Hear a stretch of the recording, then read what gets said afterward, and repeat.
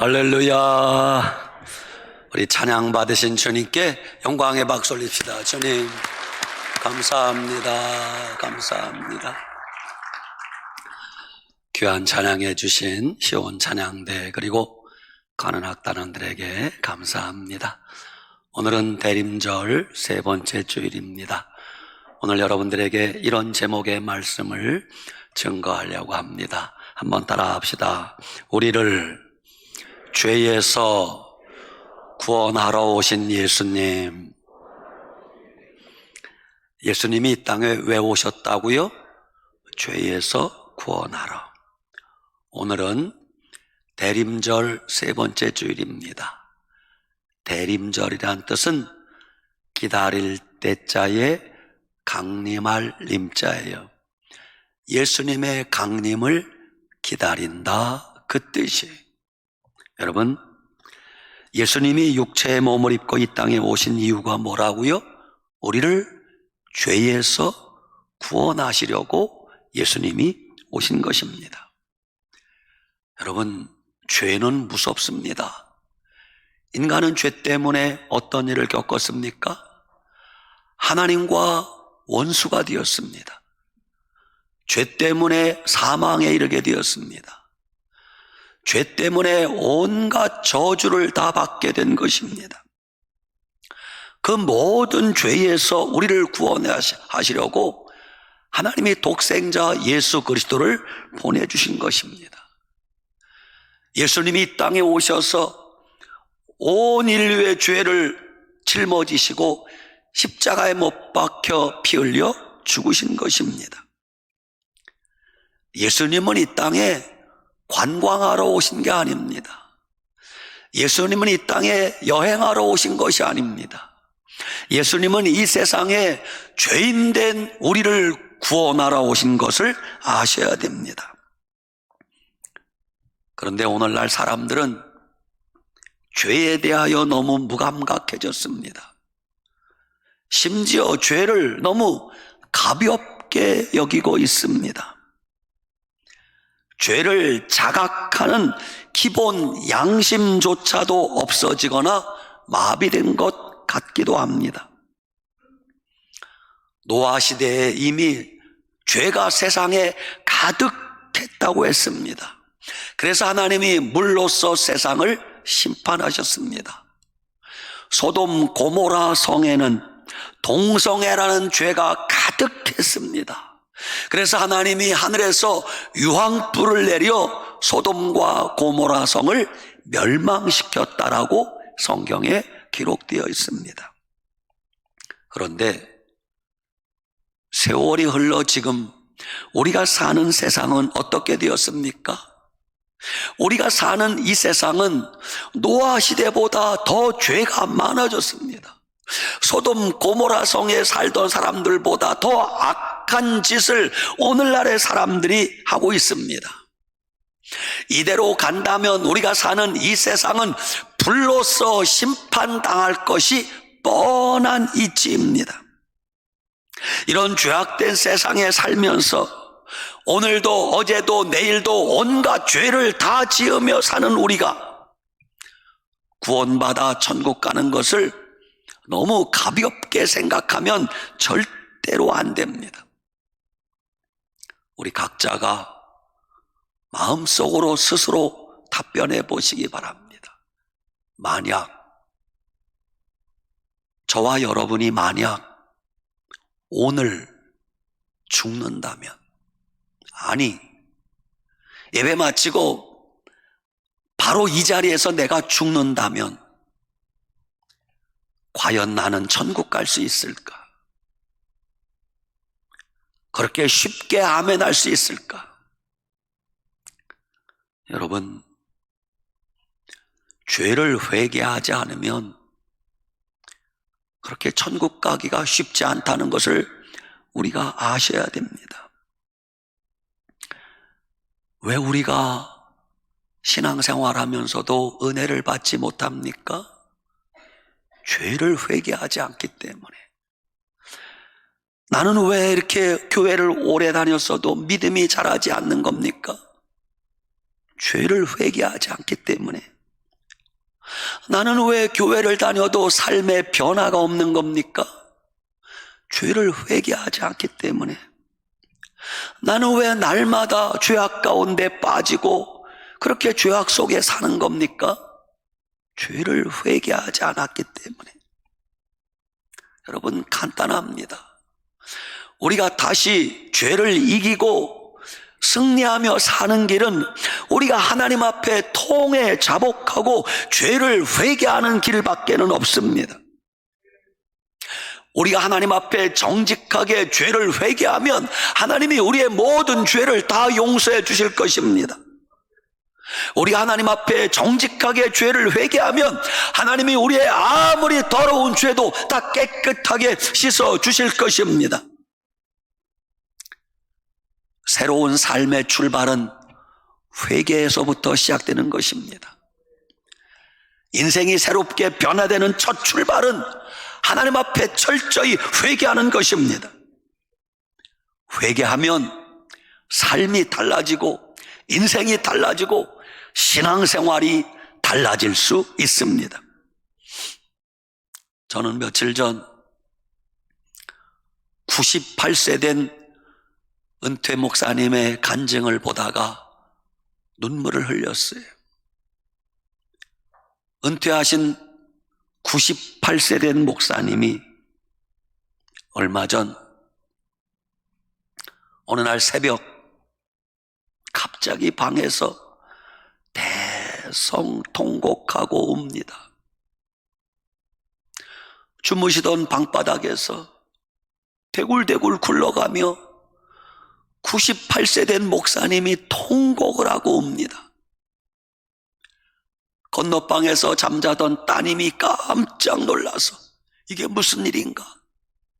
아버님 방으로 달려갔어요. 아버님, 무슨 일이세요? 왜 그러세요? 어디가 아프세요? 그러자 98세 된 목사님이 아니다, 괜찮다, 빨리 방문 닫고 나가라, 괜찮다, 나들 혼자 그냥 내버려 두렴. 딸이 어쩔 수 없이 방문을 열고 나갔습니다. 닫고 나갔습니다.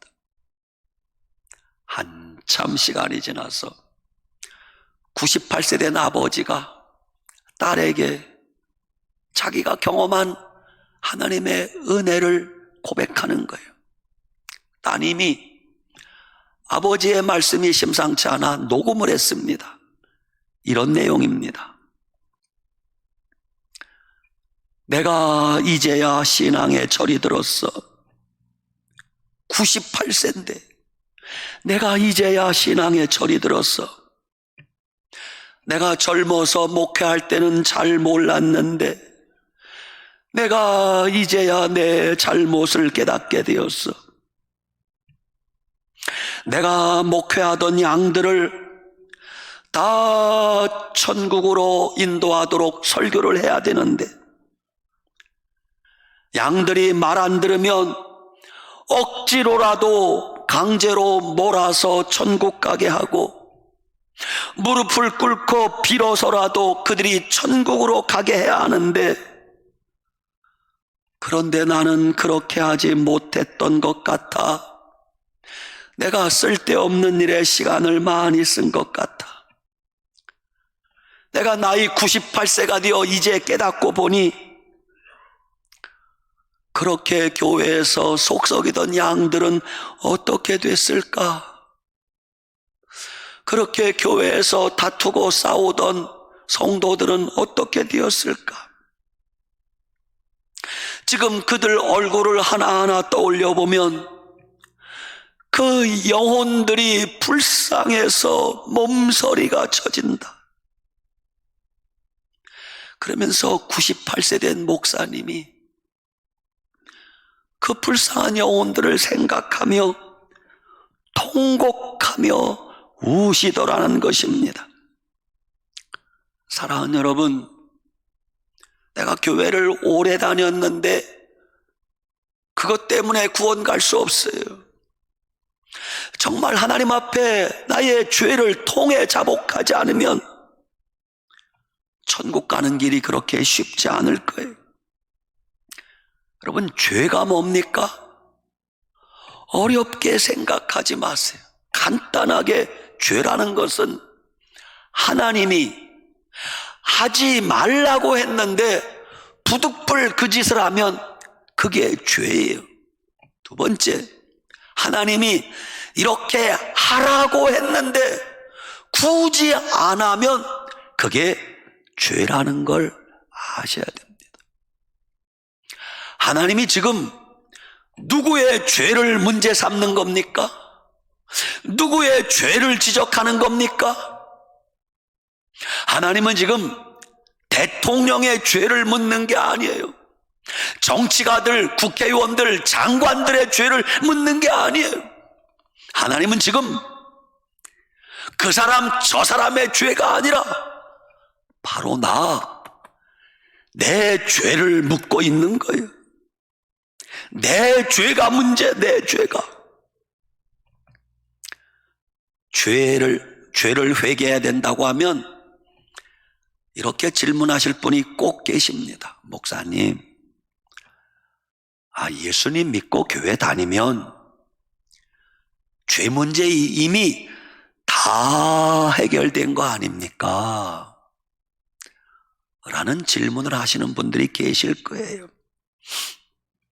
아닙니다, 여러분. 저도 그렇게 생각했었습니다. 아니, 그렇다면 저도 정말 좋겠습니다. 예수님 믿고 교회 다니기만 하면 내 죄는 다 해결되었다라고만 한다면 저도 정말 좋겠어요. 근데 여러분, 주님이 요구하시는 믿음은 그냥 교회 다닌다, 나 성경 좀 안다, 그걸로 끝나는 게 아니에요. 성경에서 말씀하는 믿음은 내가 성경을 아는 대로, 말씀을 들은 대로 믿고 순종하고 살아야 그걸 주님이 믿음으로 인정하신다는 겁니다. 마태복음 7장 13절, 예수님이 친히 하신 말씀입니다. 좁은 문으로 들어가라. 멸망으로 인도하는 문은 크고 길이 넓어 그리로 들어가는 자가 많고, 생명으로 인도하는 문은 좁고 길이 협착하여 찾는 이가 적음이니라 그러셨습니다. 예수님을 믿는다고 말을 하면서도, 교회를 다니고 있으면서도 주님 말씀에 순종하지도 않고 주님 말씀대로 살지도 않으면서, 그러면서 자기는 죄가 용서받았다고 하는 건 그건 착각이 아닙니까? 여러분, 교회를 40년, 50년 오래 다닌 것과 그 사람의 믿음의 크기가 반드시 정비례하지는 않다는 사실입니다. 성경 지식을 많이 머릿속으로 알고 있는 것과 그 사람의 믿음은 꼭 정비례하는 것이 아니라는 것을 알아야 됩니다.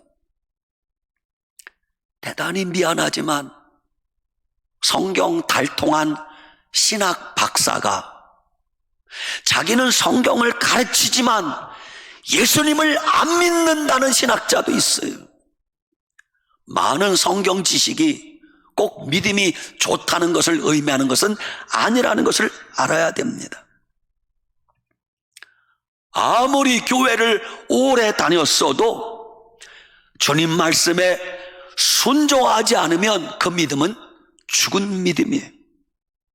아무리 많은 풍부한 성경 지식이 머릿속에 있어도 주님 말씀대로 살지 않으면 그 성경 지식은 있으나 마나한 죽은 지식인 걸 알아야 됩니다. 어떤 믿음이 산 믿음이고 어떤 성경 지식이 산 지식인가, 그 말씀대로 순종하고 살아야 그 믿음이 진짜 믿음이라는 것입니다.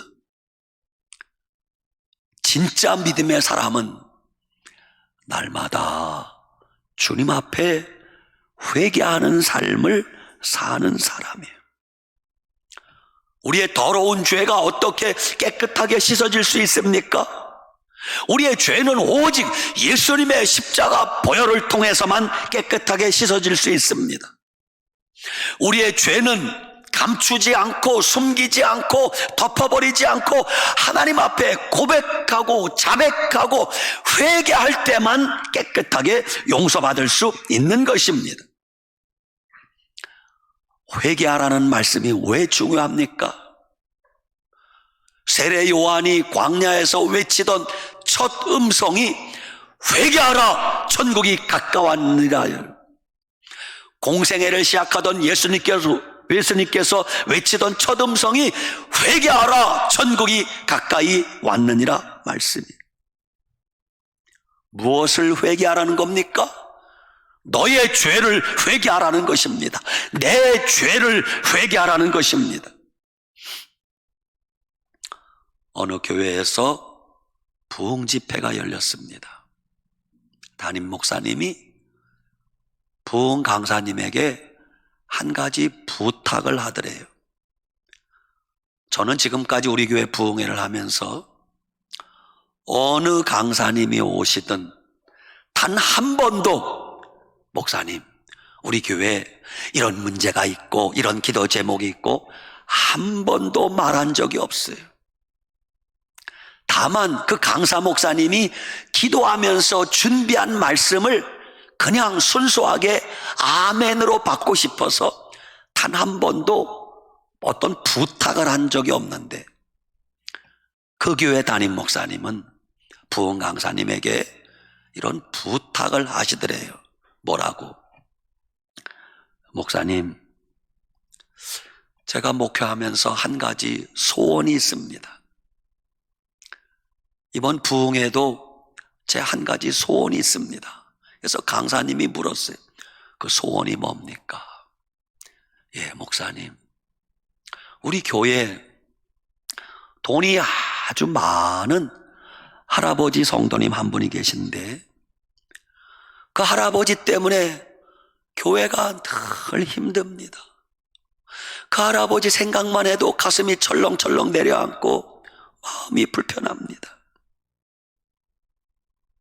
그 할아버지는 교회 올 때마다 지팡이를 들고 다니는데 교회 오면 자기 마음에 안 들면 뭐 소리 지르는 건 보통이고 지팡이를 가지고 아무나 막 두들겨 팬다는 거예요. 심지어는 자기 아내 할머니도 두드려 팬다는 거예요. 그래서 교인들이 그 할아버지를 피하느라고 설설 기는 거예요. 그러면서 담임 목사님이 부흥 강사에게 이렇게 부탁을 하는 거예요. 목사님, 이번 부흥에 교인들이 아무도 은혜 받지 않아도 좋으니 그 할아버지 한 분만 은혜 받게 해주세요. 그 할아버지 한 분만 변화되게 해주세요. 이게 쉬운 일이에요? 아이고 세상에, 말처럼 쉬우면. 부흥 강사님이 마음에 부담이 됐어요. 시간마다 부흥 강사가 혼신의 힘을 기울여 말씀을 전하면서 눈치로 그 할아버지 표정을 보는 거야. 근데 맨 앞에 앉아서 표정에 변화도 없고 눈물 흘리는 것도 없고 조금 더 변함이 없어요. 아이고 큰일 났다. 부흥회가 거의 다 끝나갑니다. 그 할아버지가 변화되었다는 어떤 사인도 징조도 없어요. 그런데 그날 오후에 그 할아버지가 갑자기 부흥 강사님을 찾아왔어요. 목사님, 드릴 말씀이 있습니다. 웬일이세요? 목사님, 제가 이번 부흥에 목사님의 설교 말씀을 듣고 보니까 제가 지금까지 예수님을 잘못 믿은 것 같은데 자기가 예수님 잘못 믿은 걸 깨닫게 하신 분이 누굴까요? 성령님이에요. 목사님, 제가 목사님 말씀을 듣고 보니까 제가 예수님 잘못 믿은 것 같은데, 그럼 제가 앞으로 어떻게 하면 되겠습니까? 묻더래요. 그래서 부흥 강사가 1초도 지체하지 않고 3가지 해결책을 주었어요. 할아버지, 제 말씀대로 하시겠어요? 예. 할아버지, 다음 주일부터는 교회 오실 때 절대 지팡이 가지고 오지 마세요. 그럴 수 있겠습니까? 예, 안 가지고 오겠습니다. 둘째, 다음부터는 교회 와서 찬송하고 기도할 때 외에는 누구를 만나든 어떤 꼴을 보든 말 한마디 하지 마세요. 그리고 그냥 집에 가세요. 할 수 있겠습니까? 예, 말 한마디 하지 않겠습니다. 셋째, 할아버지, 내일부터 이제 할아버지 몇 년을 더 사시겠어요? 매일 전도하세요. 할 수 있겠습니까? 예. 그런데 조건이 있습니다. 할아버지 돈이 많으시다면서요? 예, 있는 게 돈뿐입니다. 전도하러 가실 때 양쪽 주머니에 돈을 두둑히 넣고 나가셔서 길거리에 노숙자를 보든지 바지 줍는 할아버지 할머니를 보든지 누구를 보든지 전도지와 함께 돈을 주세요. 할아버지 할 수 있겠습니까? 할아버지가 한참 고민하더니 예, 목사님 말씀대로 하겠습니다. 그러면 됩니까? 예. 할아버지가 그 다음 시간에 교회 오는데 지팡이를 안 가지고 왔어요. 교인들이 깜짝 놀랐습니다. 예배 시간에 기도하고 찬송할 때 입을 벌리는 것 외에는 예배를 마쳐도 어떤 것을 봐도 전에는 온갖 잔소리에 야단치고 했는데 말 한마디 안 하는 거예요. 가만히. 그리고 그냥 가는 거예요. 그리고 그 다음 날부터 교회 전도지를 가지고 하루에 1시간씩 전도하는데 현찰을 바꿔서 전도지와 함께 돈을 주는 거예요. 아이고 세상에, 그 돈 받는 사람들이 감격하지 않겠어요? 이런 할아버지의 놀라운 변화가 시작되니까 머지않아 첫 번째 그 할머니 부인 가정이 천국이 되었어요. 교회가 천국이 되었어요. 할아버지 한 분이 회개 열매를 맺으니 교회가 달라지고 가정이 달라졌어요. 그렇게 할아버지가 몇 년 동안 매일같이 전도하고 돈 나눠주고 교회 와서 이 말 한마디 안 하고 지팡이로 사람 때리지 않고 회개의 분명한 변화와 열매를 보이더니 소천하셨어요. 할아버지 장례식에 나중에 알고 보니까 그 할아버지 집안이 대단한 집안이에요. 전부 다 대학 교수의, 의사 선생님의, 기업가들의 대단한 집인데 예수님 믿는 사람이 하나도 없는 거예요.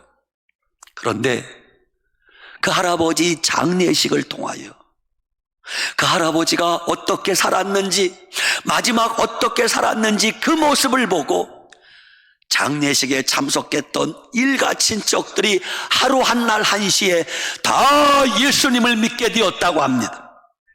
할렐루야! 그렇습니다. 한 사람이 회개하고 변화되면 이런 놀라운 열매가 맺히게 될 줄 믿으시기 바랍니다. 아멘. 여러분, 우리가 사는 이 세상은 앞으로 다음과 같은 3가지가 판을 치고 다음과 같은 3가지가 지배하는 세상이 될 거예요. 이미 그렇게 되었습니다. 첫째, 우리가 사는 이 세상은 돈. 황금 만능주의 세상이 될 것이. 둘째, 우리가 사는 이 세상은 음란과 음행과 간음이 판치는 세상이 될 거예요. 세 번째, 우리가 사는 이 세상은 배교와 배신이 판을 치는 세상이 될 것입니다. 그러면 우리는 어떻게 살아야 되겠습니까? 우리는 돈이 아니라 믿음으로 사시기 바랍니다. 세상은 음란과 음행과 간음이 판을 쳐도 우리는 거룩하게 사시기 바랍니다. 세상은 배신, 배교 행위가 판을 쳐도 우리는 오직 예수님으로 사시길 바랍니다. 어떻게 우리가 죄를 회개해야 됩니까? 요한일서 1장 9절. 만일 우리가 우리 죄를 자백하면 그는 미쁘시고 의로우사 우리 죄를 사하시며 모든 불의에서 우리를 깨끗게 하실 것이요. 그래서 회개는 하나님 앞에 내 죄를 자백하는 거예요.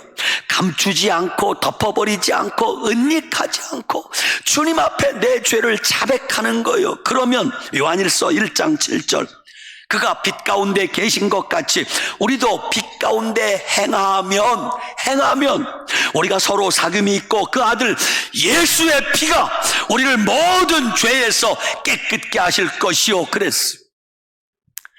우리가 주님 앞에 죄를 토설하고 자백하면 예수 그리스도의 피가 우리를 모든 죄에서 깨끗게 하실 것이라 약속하셨습니다. 한국의 무디라는 이성봉 목사님의 간증입니다. 한국교회 위대한 부흥사입니다. 이성봉 목사님도 젊어서는 방탕하게 살았습니다. 우여곡절 끝에 늦은 나이에 회개하고, 제일 먼저 회개 열매 맺은 게 뭔 줄 아십니까? 자기가 회개하고 예수님을 만나고 보니 10여 년 전 14살 때, 그때는 12살짜리까지는 기차표가 반값이래. 자기는 14살인데 12살이라고 속이고 기차를 반값에 타고 다녔대요. 예수님 믿고 보니까 그게 죄라는 게 깨달아졌어요. 그래서 역장님에게 편지를 썼습니다. 이차 저차 제가 나이를 속이고 기차값을 반값에 타고 다녔습니다. 그러면서 4배의 보상금을 넣어서 역장님에게 편지를 보냈더니 얼마 후에 역장님이 답장이 왔어요. 청년, 10년도 넘은 일인데 당신이 믿는 종교는 참 위대하오. 어찌 10년 전에 잘못을 이렇게 고백하고 변상금을 보낸단 말이오. 그런데 10년 전의 일이라 지금 우리도 어떻게 할 수 없어. 그러면서 돈을 반송하면서 지금 공부한다고 하니 학비에나 보태 쓰시오. 그러면서 돈이 되돌려 왔다는 것이에요. 그 이성봉 목사님께서 여러분 평생의 부흥회를 다니면서 가장 강조했던 것은 회개의 설교예요. 회개. 이성봉 목사님이 이렇게 설교합니다. 여러분, 회개는 천국 가는 유일한 길입니다. 죄 지은 사람은 죄 때문에 지옥 가는 것이 아니라 회개하지 않았기 때문에 지옥 가는 것입니다. 회개는 어떻게 하는가? 이성봉 목사님이 4가지를 요약했는데 잘 들어요. 첫째, 회개는 먼저 머리로 지적으로 죄를 깨달아야 돼. 둘째, 감정적으로 내가 죄를 지었구나 하나님 앞에서 슬퍼해야 돼. 셋째, 의지적으로 하나님 앞에 주님 제가 이런 죄를 지었습니다 고백해야 돼. 자백해야 돼. 넷째, 행위적으로 다시는 그 죄를 짓지 않고 끊어버리고 회개의 열매를 맺어야, 이 4단계를 거쳐야 그것이 참된 회개다라고 이성복 목사님이 설교했어요. 여러분, 오늘 우리도 날마다 회개를 통하여 우리의 삶이 새로워져야 됩니다. 회개를 통하여 주님 앞에 기도할 때 주님이 우리의 모든 죄를 깨끗하게 씻어주시는 것입니다. 아무리 작은 죄도 숨기고 감추면 그 죄는 용서받을 수 없어요. 그러나 아무리 흉악한 큰 죄를 지었을지라도 하나님 앞에 통해 자복하고 회개하면 주님이 흰놈보다 더 깨끗하게 씻어주시고 용서해 주실 줄 믿으시기 바랍니다. 결론입니다. 죄를 회개하는 자만이 그 죄를 용서받을 수 있습니다. 죄를 회개하는 사람만 그 죄를 이기고 다시는 그 죄를 짓지 않고 거룩한 삶을 살게 되는 것입니다. 죄를 회개하고 회개 열매를 맺은 사람만 깨끗한 세마포 흰 옷을 입고 그리스도의 신부가 될 것입니다.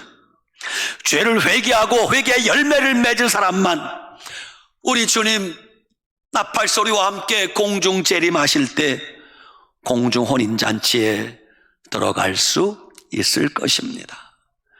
사랑하는 여러분, 주님 오실 날이 멀지 않았습니다. 내일로 미루지 말고 주님이 마음에 감동 주셨을 때 하나님 앞에 날마다 회개의 제단을 쌓으며 예수님의 보혈로 용서받는 그런 삶을 살아가시길 축복합니다. 아멘. 기도합시다. 아버지 하나님, 은혜와 사랑을 감사합니다. 주님, 우리는 도무지 용서받을 수 없는 흉악한 죄인이었음에도 불구하고 독생자 예수 그리스도의 십자가 보혈로 우리가 주님 앞에 통해 자복하고 회개할 때 주님이 우리를 깨끗하게 씻어주심을 믿고 감사드립니다. 하나님, 날마다 주님 앞에 통해 자복하며 회개하며 죄를 이기고 거룩한 삶을 살게 하여 주시옵소서.